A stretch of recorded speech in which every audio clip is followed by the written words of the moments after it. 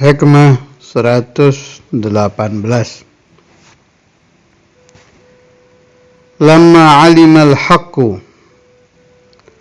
minka wujud al-malal lawwana lakat ta'at wa alima ma fika min wujud al-syarah fahajaraha alayka fi ba'd al-awqat liyakuna hammuka iqamata as-salah la wujud as-salah fama kullu musallin muqimun. Lamma alima, ketika tahu, al-haqqu Allah, minka dari engkau, wujudal malal, adanya sifat bosan. Malal ini sifatul insan, bawaan dari lahir. Sifatun nafas, sifatnya nafsu. Lawana laka ta'at, maka Allah membikin taat itu macam-macam, tidak satu macam. Salat aja macam-macam, ada ruku, ada sujud. Qala al-ulama al-arifuna billah, ada ladzah didapati di sujud yang tidak didapat di ruku. Ada ladzah didapati di ruku yang tidak didapati di sujud. Itu baru sholat. Walhamdulillah ala dzalik. Ada qiraatul Quran, ada qiraatus shalah ala nabi, ada istighfar, macam-macam taat itu. Hikmahnya supaya orang-orang yang gampang bosan seperti kita ini bisa pindah. Dan itu sudah diatur di dalam tariqah. Setiap tariqah kan ada ajaran wirid. Baca ini, ada istighfarnya, ada qasidahnya, ada sholawatnya, ada qiraatul Qur'annya. Tinggal ikut saja kita. Sebagaimana aurat yang sudah ditertibkan oleh Maulana Imam Al-Habr Al-Qutub Al-Habib Abdul Qadir bin Ahmad Al-Faqih, dan tambahan-tambahan dari Maulana Imam Al-Qutub Al-Habib Abdullah bin Abdul Qadir Al-Faqih, kita tinggal baca saja. Karena macam-macam sehingga tidak muncul rasa bosan. Boleh dicoba kalau kita Quran aja ada malal. Makanya Quran sekian juz pindah. Sholawat. Di sholawat pindah lagi ke istighfar. Dan jangan mengarang sendiri. Kalau mengarang sendiri jadinya bukan thariqah, adanya dari nafsu ke nafsu. Lagi nafsu baca ini. Pindah ke baca ini ngikuti nafsu lagi. Tapi kalau ada aturan thariqah kan kita judulnya sudah beda. Imtithalan li amri syekh. Baca ini karena melaksanakan perintah Maulana Imam Al-Habr, Maulana Imam Al-Hafidh. Baca ini karena imtithal kepada amrul imamain. Jadi yang terjadi al-intiqalu, pindah, min amrin ila amrin, dari satu perintah guru ke perintah guru yang lain.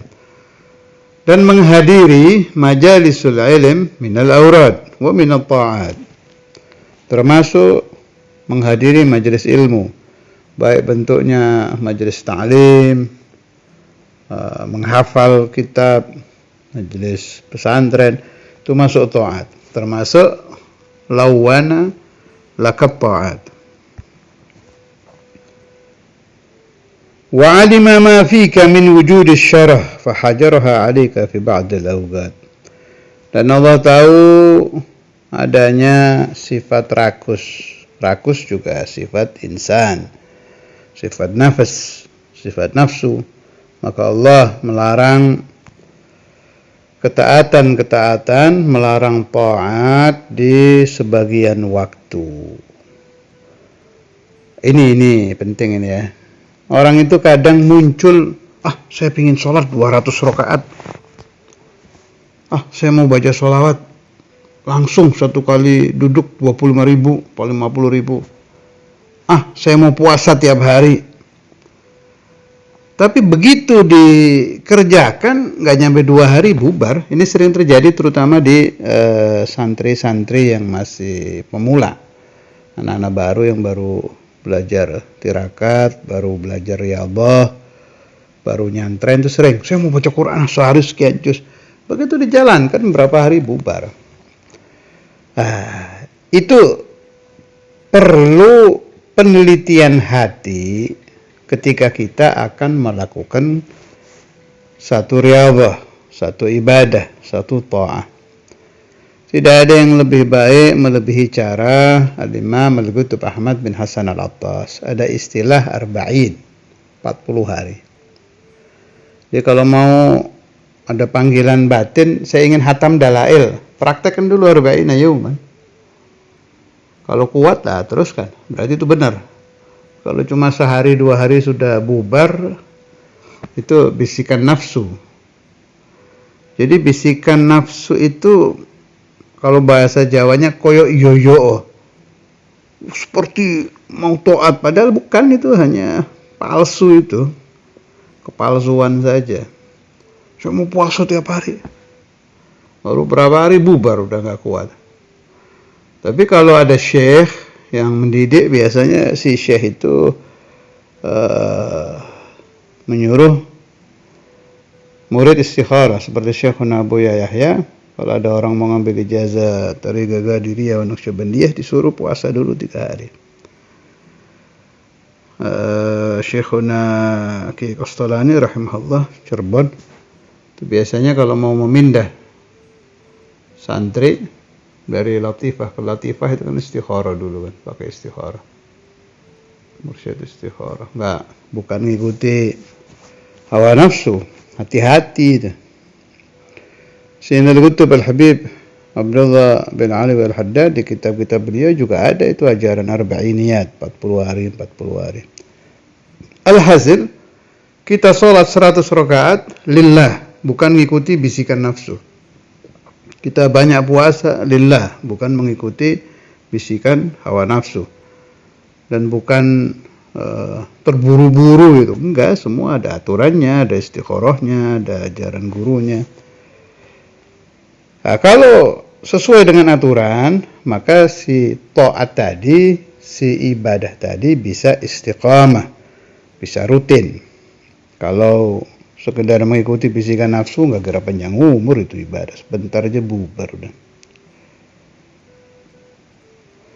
Itu maksud Sayyidi Ibn Athaillah radhiyallahu taala anhu.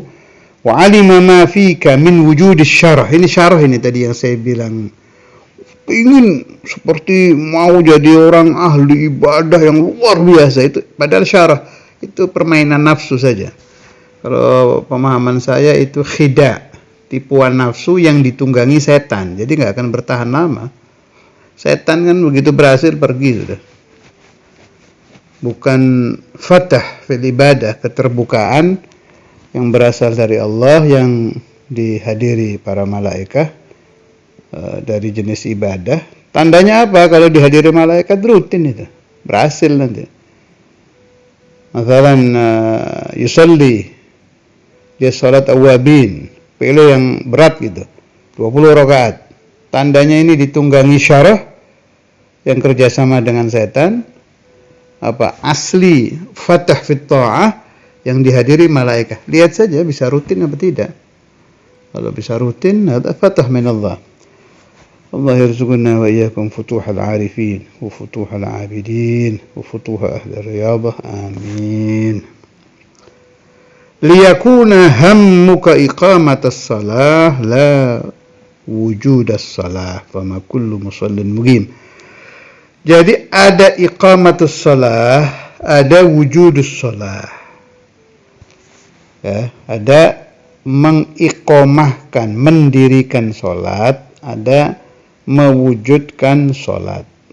Fama kullu musallin muqim. Tidak semua pelaku salat telah iqamatus salah. Kalau hammuka iqamatus salah pasti Anda akan memperhatikan al-hudur, kehadiran hati, wal khusyuknya hati, apa lagi? Tumanina mah harus. Kemudian berapa persen dari 2 rakaat sholat ini kita melakukan sholat gitu. Kalau pakai bahasa saya biar gampang ya, ada sholat olahraga, ada sholat benar-benar. Kalau sholat olahraga itu yang penting takbir sampai salam, syarat rukun sempurna, khalas. Itu wujudus sholat. Sholat yang seperti olahraga. Ada iqamatus sholat, betul-betul melakukan sholat. Ya nggak mungkin lah kayak sholat Rasulullah SAW. Ambillah 1% dari sholatul imamain, ada khusyuk, ada hudurul qalb, minimalkan waktu assalamualaikum ayuhan nabi wa rahmatullahi wa barakatuh, hadirkan seolah-olah Rasulullah SAW di hadapan Anda. Itu iqamatus shalah yang benar, minimal saat itu hati kita hadir. Kemudian waktu takbir itu penting itu, Allahu Akbar. Pembukaan sholat betul-betul hati dihadirkan. Syukur-syukur bisa lebih dari itu. Kemudian untuk menambah hudurul qalbi, hadirnya hati di dalam sholat itu, boleh kita tiru kebiasaan Syekhuna Imam Al-Qutb Al-Habib Abdullah bin Abdul Qadir Bil-Faqih, yang siapapun yang pernah satu zaman dengan beliau pasti tahu, yaitu melamakan sujud akhir. Itu diisi doa macam-macam. Itu bagus itu. Kan di sujud akhir itu waktu mustajab. Kita perbanyak di situ permohonan-permohonan kepada Allah, mulai dari fatah sampai husnul khatimah sampai qadaul hajah. Nah, hikmahnya menambah menit khusyuk, menambah menit hudurul qalbi fi shalah. Sebab kalau salat hudurul qalbi dan khusyuknya itu 0, fahiya ilal uqubati asra, na'udzubillah. Bukan menjadi obat buat kita, bukan menjadi pembersih untuk kita, malah menyebabkan turunnya siksaan dari Allah Subhanahu wa ta'ala. Na'udzubillah.